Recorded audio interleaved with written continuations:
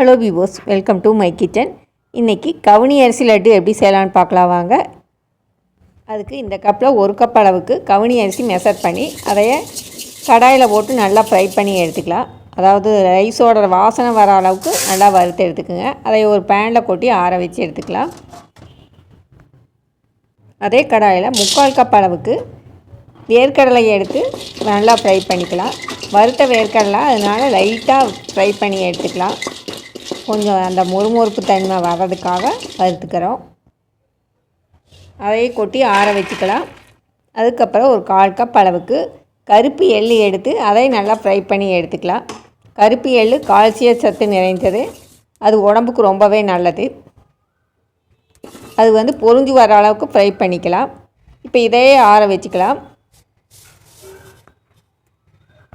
இப்போ ஆறின எல்லா பொருளையும் ஒரு மிக்ஸி ஜாரில் சேர்த்திக்கலாம்.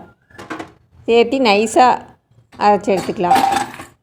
1 கப் அளவுக்கு வெல்லத்தை ஒரு குண்டாவில் சேர்த்தி அது கூடவே 1/2 கப் அளவு தண்ணியையும் சேர்த்தி வெல்லத்தை மெல்ட் பண்ணி எடுத்துக்கலாம்.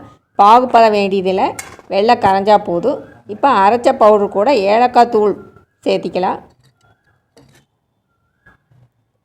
இப்போ காய்ச்சின பாகை கொஞ்சம் கொஞ்சமாக ஊற்றி இந்த மாவு கூட சேர்த்து பிசைஞ்சு உருண்டையாக பிடிச்சு எடுத்துக்கலாம். கூடவே ஒரு ஸ்பூன் நெய்யை சேர்த்தினோம்னா வாசனை நல்லாயிருக்கும். இந்த வெள்ளைப்பாகு சூடாக இருக்குது, அதனால் கொஞ்சம் ஆறுனதுக்கப்புறம் உருண்டை பிடிச்சிக்குங்க. சின்ன குழந்தைகளுக்கு இந்த மாதிரி உருண்டை செஞ்சு வச்சு டெய்லி ஒவ்வொரு உருண்டையை ஸ்நாக்ஸாக கொடுத்து அனுப்பலாம். ரொம்பவே ஹெல்த்தியானது. இதில் வேர்க்கடலை எள்ளெல்லாம் சேர்த்திருக்கிறது ஹெல்த் வைஸ் ரொம்பவே நல்லா பெனிஃபிட்டாக இருக்கும்.